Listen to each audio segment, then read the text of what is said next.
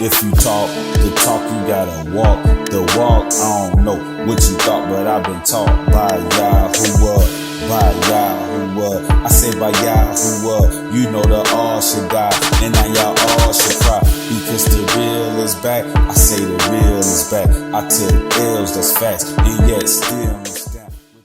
Shalom and greetings to all the Israelites and all the strangers out there scattered abroad throughout the four corners of the earth. I greet every last one of you in the one and only true name of the Honorable Abba Yahuwah.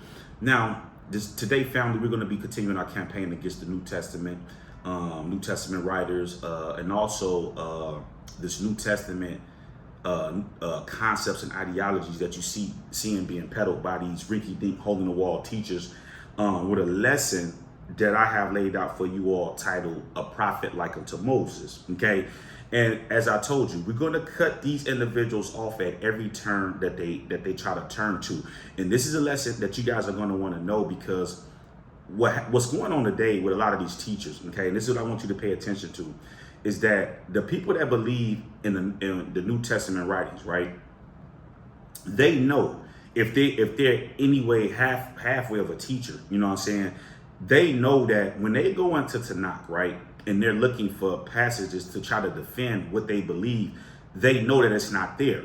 So what they have to do is they have to pivot. And when they pivot, they take you to passages that they believe is ambiguous, okay, that they can argue, that they can use for arguing points. But out of all of the prophecies that's contained here in Tanakh, from Genesis to Malachi, that are clear, that we know is clear, there's no that are not ambiguous, they never go to those passages or none of those prophecies concerning the nation of Israel and the Mashiach here in these last days. They always pivot and take you to somewhere else, like we're getting ready to go today, where in Deuteronomy chapter 18, Moses said that the Father's going to raise up a prophet like unto him, and then, you know, the people was to listen to him. So what they do is they try to take you there and say, oh, well, this was speaking about the Messiah that they believe walked the earth during this time period, because what they're trying to establish is a chain of custody. If they say, oh, well, Moses said that, because in the New Testament that they believe in, is saying that, well, Moses spoke about me. And so they in there trying to find that, not understanding that this is not even speaking about some man that's coming 2,000 or 3,000 years up the road. Okay.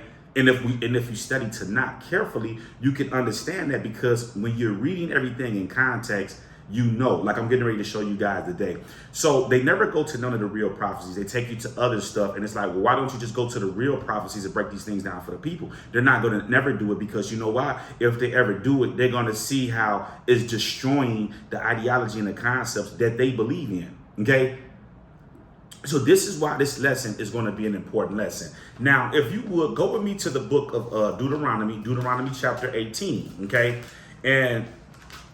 And what we're going to do, as I keep telling you, we're going to cut these individuals off at every turn. And I'm going to give you the correct breakdown and concepts of what's being said here. We're going to do it precept on precept, line on line. I don't need a million hours to, you know, use sorcery to try to convince you that, you know what I'm saying, that this is what it is. We're going to get right to it. We're going to trim all of the fat off of there, and we're just going to get right to the meat. Okay. Now, we're in Deuteronomy chapter 18, and I'm going to start reading at verse number 15. It says, Yahuwah thy Elohim will raise up unto thee a prophet from the midst of thee, of thy brethren, like unto me. Unto him ye shall hearken. Okay.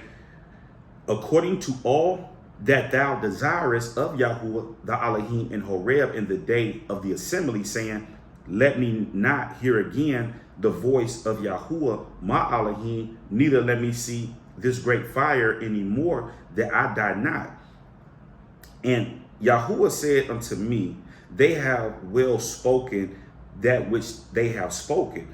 I will raise them up a prophet from among their brethren like unto thee, and will put my words in his mouth, and he shall speak unto them all that I shall command him. And it shall come to pass that whoever will not hearken unto my words, which he shall speak in my name, I will require of him. Now let's stop right there. Okay. So what the New Testament, what these New Testament handlers do is they come here, they read this, and they say, oh, well, the prophet that is speaking about right here is speaking about, you know, Jesus or whatever name they're pulling out the cookie jar. This is who it was speaking about. And so you have to listen and believe everything that's in the New Testament, because it says right here that whoever don't listen to him, the Father's going to require it of him. Okay? So now, let's just crush all of this stuff and let's do it fast and simple. The first question that we have to ask ourselves whenever we're doing what they call an exegesis on the text, okay, is in context. What is going on here? Is this and what is the reason why Moses is saying this? Is this something that the Father's prophesying about that's going to come 3,000 years up the road after his death, or is this something speaking about in the days and times of Moses? Okay, and we clearly understand that this is speaking about in the days and times of Moses, because the first thing that we have to grasp is the reason why Moses is saying this. The reason why he's saying this is because Moses is not getting ready to cross into the land. Okay, now let's go look at that so you guys can understand it, because these people that attempt to try to teach you they don't study tonight. You know, they don't understand these stories. They have not read these stories, so they can't put everything in proper context for you, because they are New Testament handlers. Okay. Now let's go. I'm gonna keep your finger in Deuteronomy 18 because we're coming back there, but let's just go to Numbers chapter 20. And we're gonna start reading at let's start at verse number 7 right here. It says, "And Yahuwah spake unto Moses, saying, Take the rod and gather thou the assembly together, thou and Aaron thy brother, and speak ye unto the rock before their eyes, and it shall give forth his water, and thou shalt bring forth to them water out of the rock, so thou shalt give the congregation and the beasts drink." Okay. And Moses took the rod from before Yahuwah as he commanded him. And Moses and Aaron gathered the congregation together before the rock, and he said unto them, "Hear now, ye rebels, must we fetch you water out of this rock?" And Moses lifted up his hand, and with the rod he smote the rock twice, and water came out abundantly, and the congregation drank, and their beasts also. Okay, so the Father told Moses to speak to the rock. He didn't do that. He struck the rock. But of course, the Father knew that the people needed water, so he made sure that they got the water. But because they did not do what he asked him to do, this is what the Father said in verse 12. "And Yahuwah spake unto Moses and Aaron, because ye believe me not to sanctify me in the eyes of the children of Israel, therefore ye shall not bring this congregation into the land I have given them." Okay, so when we go back to Deuteronomy 18, let's just go back line on line, precept on precept. Verse number 15, Deuteronomy 18, verse 15.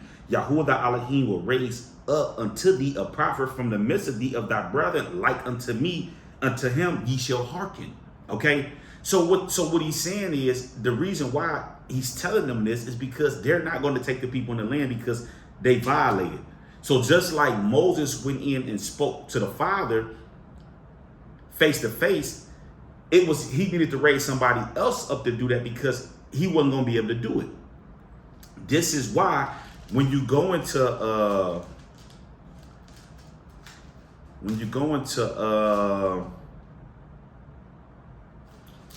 matter of fact, go with me to stay in Numbers. Let's go to Numbers 27.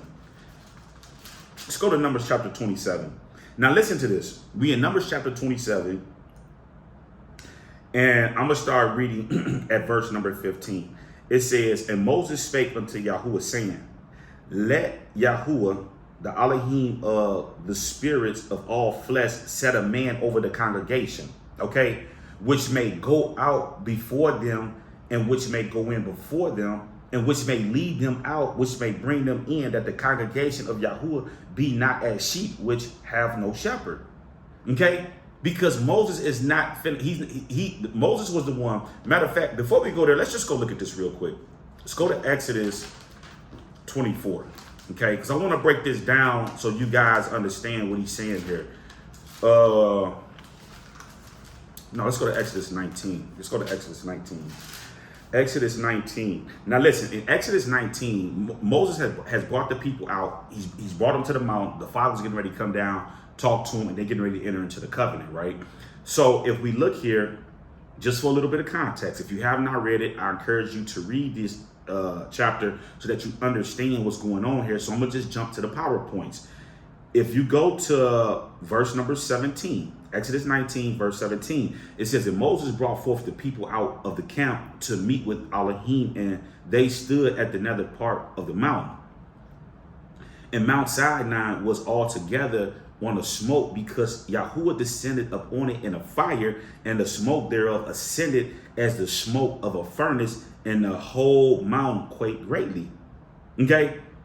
And when the voice of the trumpet sounded long and waxed louder and louder, Moses spake, and Elohim answered him by a voice. Okay? Now, I'm going to just skip through here. Let's jump over to Exodus chapter 20, right? Now, listen to this. When we look at verse number 18, so we're in Exodus 21, 18. It says, and all the people, I take that back. We're in Exodus 20, verse 18. It says, and all the people saw the thundering and the lightning and the noise of the trumpet and the mount smoking. And when the people saw it, they removed and stood afar off. And they said unto Moses, speak thou with us, and we will hear, but let not Elohim speak with us, lest we die. Okay? Now listen to this. It says, and Moses said unto the people, fear not, for Elohim is come to prove you, that his fear may be before your faces, that ye sin not. See, so what the Father did is, he spoke to the children of Israel to let them know, I'm the Almighty, I'm the All Shaddai. Don't be making images and bowing down to the different things of the earth, because number one, you hired in all of these things that's on the earth that these people bow down to. Okay? Because man was made in the image of the Most High. Okay?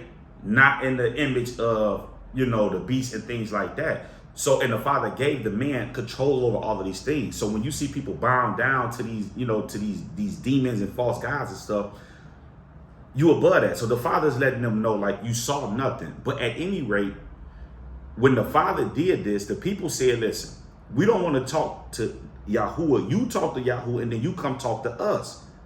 This is why when you go back, let's just go back to Deuteronomy 18. Deuteronomy 18.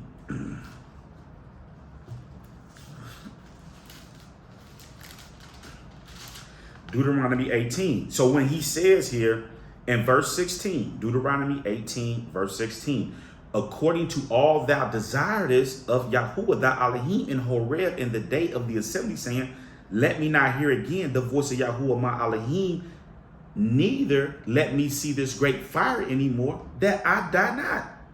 And Yahuwah said unto me, they have well spoken that which they have spoken. So he's letting us know that this prophet that the Father is going to raise up is going to take his place. He's going to be the one that's going to go in and deal with the Most High, and then he's going to lead the people, because he's not going to be able to do it.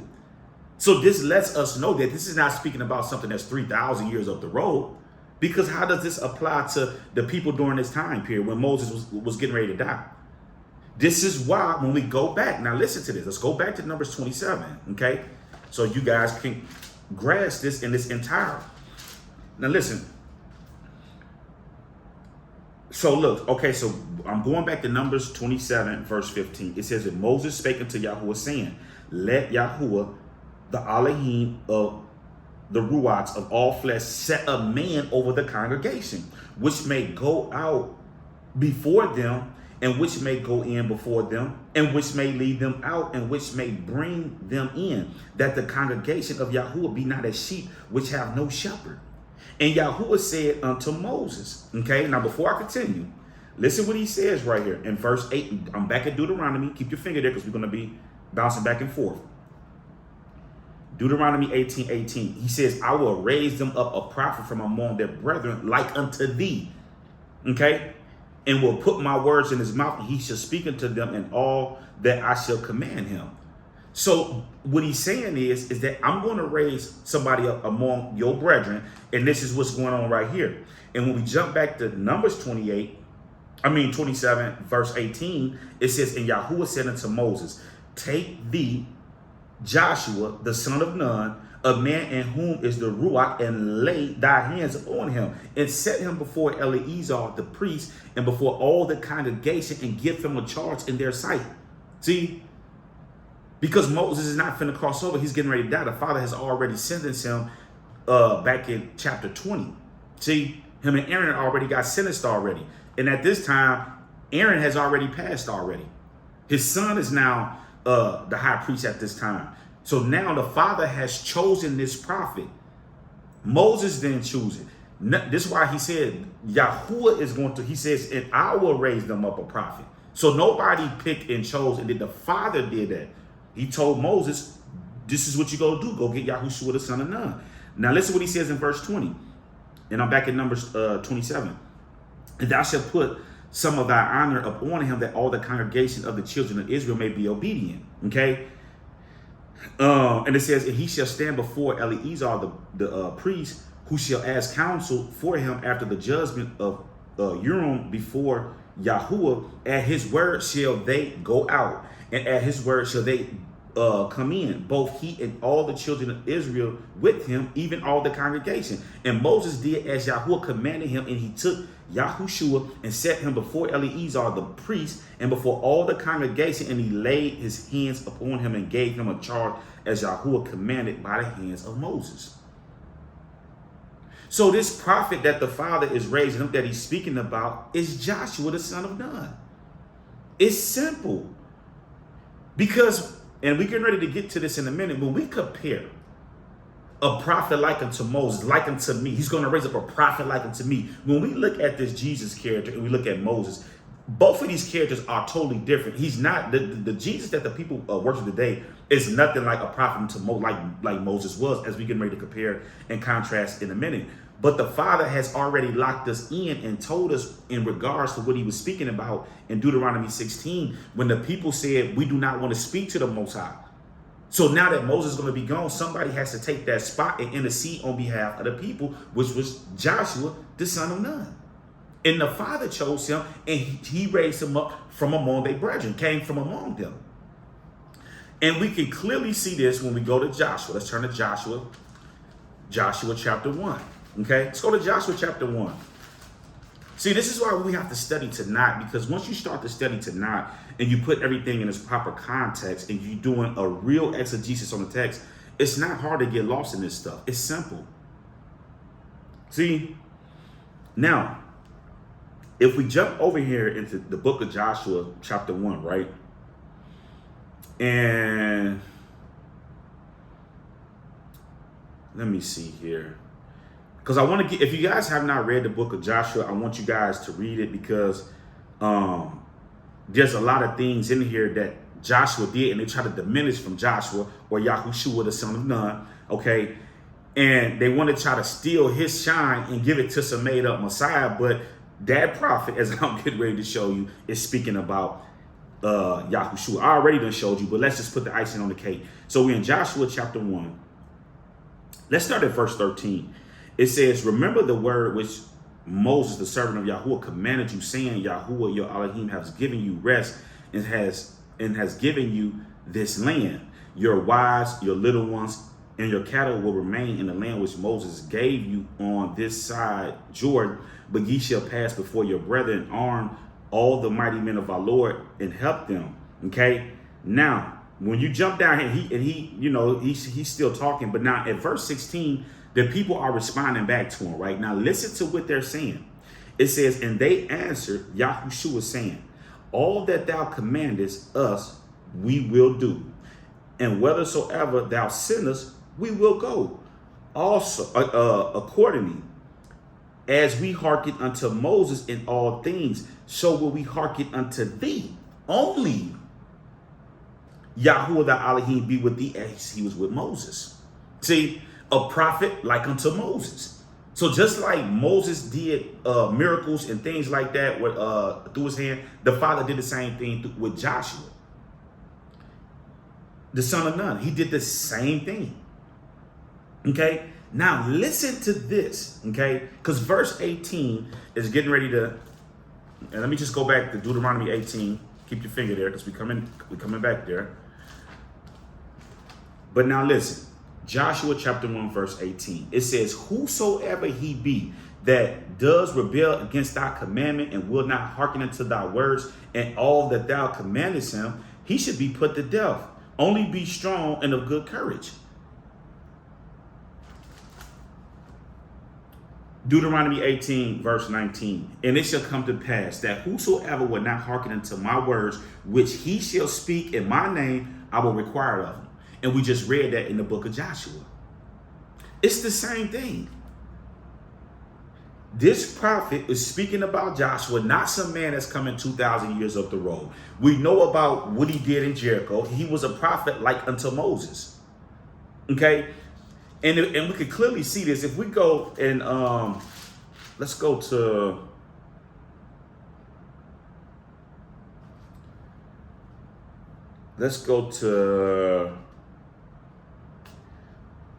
Joshua chapter 5, and let's start reading at verse number 13. Now listen to this. It says, and it came to pass when Joshua was by Jericho that he lifted up his eyes and looked, and behold, there stood a man over against him with a sword drawn in his hand. And Joshua went unto him and said, art thou for us or for our adversaries?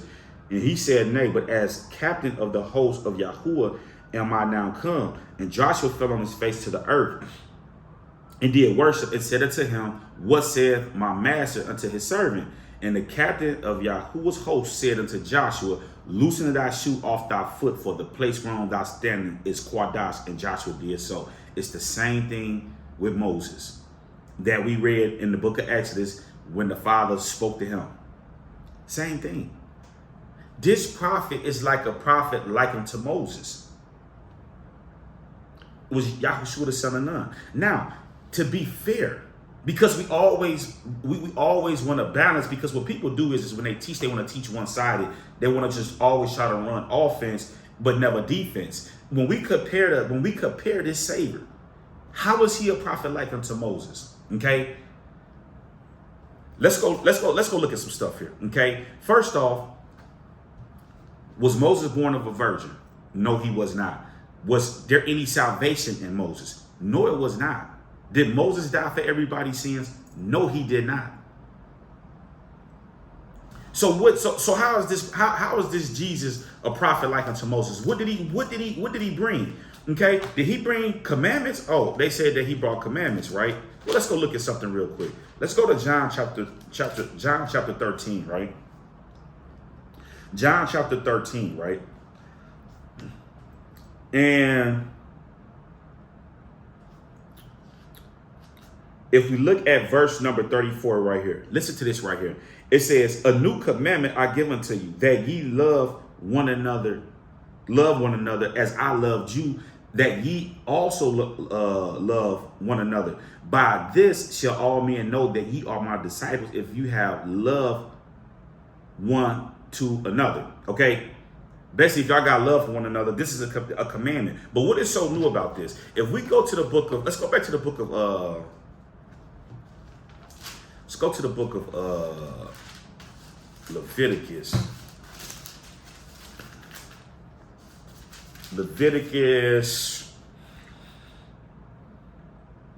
And Leviticus 19, and let's start reading at verse 17. It says, thou shalt not hate thy brethren in thy heart. Thou shalt in any wise rebuke thy neighbor and not suffer sin upon him. Thou shalt not avenge nor bear any grudge against the children of thy people, but thou shalt love thy neighbor as thyself. I am Yahuwah.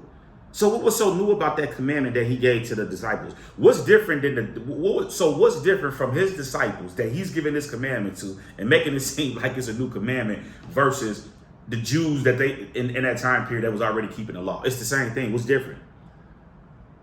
What's different from the Jews that's keeping the law, because this is in the law, versus some secret disciple and this is a new commandment, you love one another? The Father's already told us this. What's new about that? There's nothing new about that. Okay, the other thing is, this Jesus character, what did he do when he came? He went on a healing expedition, healing people. Was Moses running through the land just healing people? No. Now what Moses did, because you got these people that's just, what Moses did was He interceded on behalf of the people whenever there was plagues and stuff from the people sinning. He was not per se going through there, oh, you have a deformed hand. Oh, stretch out your hand. Oh, touch it, you healed. No. He interceded on behalf of the people whenever the people sinned. Let's just look at it. Let's go to Luke.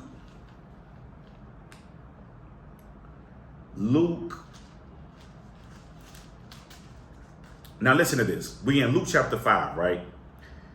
And I'm going to start reading at verse 12. It said, and it came to pass when he was in a certain city, behold, a man full of leprosy, who seeing Jesus fell on his face and besought him, saying, Lord, if thou can, make me clean. And he put forth his hand and touched him, saying, I will, be thou clean. And immediately the leprosy departed from him. And he charged him to tell no man, but to go show thyself to the priest and offer for thy cleansing according to Moses, the commandment for a testimony unto them. You came and you cleansed the leper, made him clean, and then told him go keep the pay the people according to the law of Moses that they had that the people who had leprosy had to pay when they go see the priest and stuff. So was Moses doing this? No, he wasn't. You know, this was something that the guy probably had from birth or something like that, or whatever the case may be. This wasn't like he sinned or something. The father struck him with leprosy right then and there, and then Jesus is there trying to you know what I'm saying? So none of this stuff is a prophet like unto Moses. How? You know, this listen. The Messiah that they claim walked the earth did not fulfill any of the things that the Messiah is supposed to be filling. This is why, let's look at this real quick, and I'm getting ready to wrap this up. When we go into the book of Acts, right? Acts chapter 1, right? Now check this out. We're in Acts chapter 1, and let's start reading at verse number 4. It says, and being assembled together with them, commanded them that they should not depart from Jerusalem, but wait for the promise of the Father, which saith he, ye have heard of me. For John truly baptized with water, but ye shall be baptized with the Ruach HaKodesh not many days thence. When they therefore were come together, they asked of him, saying, Lord, wilt thou at this time restore the kingdom of Israel? And he said unto them, it is not for you to know the times or the seasons which the Father has put in his own power. So let's just stop right here. Okay. Now, these New Testament writers at this time period, you have to understand that when the Jews were going into captivity in Rome during the fall of Jerusalem, you had Jews that was in the empire during that time period. Even though they were in slavery, they knew what the book of the law said. So what the snake handlers had to do at that time is they couldn't alter it too much, but they altered it enough to deceive people. So even right here, they know and understand that it speaks about the restoration of the nation of Israel. Okay. Now, you never hear none of these New Testament teachers that think they like that discussing this, because if they ever have to do it, then we can clearly go to, well, where is he getting this from? It's simple. We can go directly to the prophecies, okay? And we'll go to Jeremiah chapter 30. Now think about this. If you look at this Bible, right? You see at the top in most of y'all Bibles, if you got, depending on what you're reading at, it says right at the top, prophecy of the Savior. So why don't they never take you to these prophecies? Why do they take you to places where they're trying to argue and stuff, instead of going to the places that we know there is no argument about, that these are the prophecies and this is what it is? It's because it debunks this stuff that they're believing in. You see? Now listen to this right here. In Jeremiah chapter 30, it says, for lo, the days come, saith Yahuwah, that I will bring again the captivity of my people Israel and Judah, saith Yahuwah, and I will cause them to return to the land I gave to their fathers, and they shall possess it. Okay. Now let's jump over here to verse 7. It says, Alas, for that day is great, so that none is like it. It is even the time of Jacob's trouble, but he shall be saved out of it. Okay. Now this is the thing that I want you guys to understand for the people that love this New Testament. Okay. How is it that if they're telling us there's neither Jew or Greek, none of this other stuff, okay?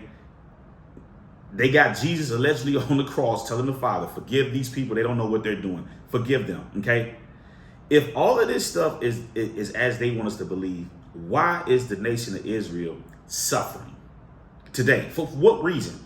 What would make them different from any other nation in the earth that was way worse? These other nations don't know the Most High, don't follow His commandments enough. So what makes them better than the nation of Israel?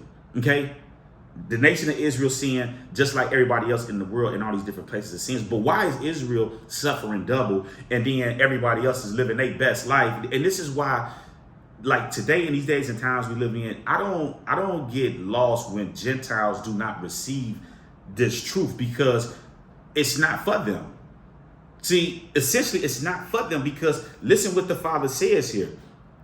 When you go down to verse 10 in Jeremiah chapter 30, it says, therefore fear not, O my servant Jacob, saith Yahuwah, neither be dismayed, O Israel. For lo, I will save thee from afar, and thy seed from the land of their captivity. And Jacob shall return, and shall be in rest, and be quiet, and none shall make him afraid. Now, people will sit here and argue all day about who Israel is, but at the end of the day, you can't get around this. Whoever Israel is, they're in captivity right now. We know that they're not in the land. And it's a prophecy saying that they're going back into that land. So this is not any salvation for any sin. This is a deliverance from the land that the Father scattered the people from. Just like He brought the people out of Egypt during those days and times and took him into the land. It's the same thing here in these last days. But this does not jive with New Testament doctrine that they teach. So they never bring you here.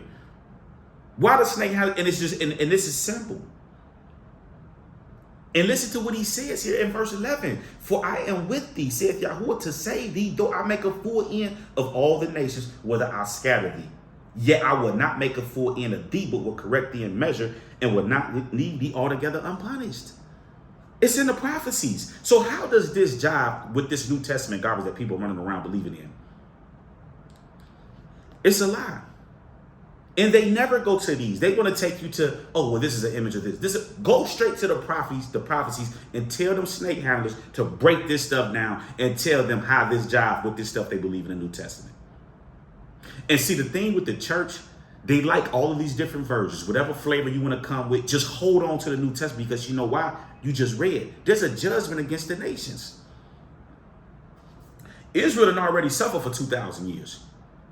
The days and times of the Gentiles is coming where they're going to have to suffer. The Father is already saying He's going to deal with it. It's a judgment. You cannot get away from that. It's just what it is. So is Jesus really a prophet like unto Moses? No, He's not. He did not fulfill anything that the Messiah is supposed to do when He came here. Everything is on the next trip. Okay. What was the purpose to come on the first trip? And then you got to come back on the second trip.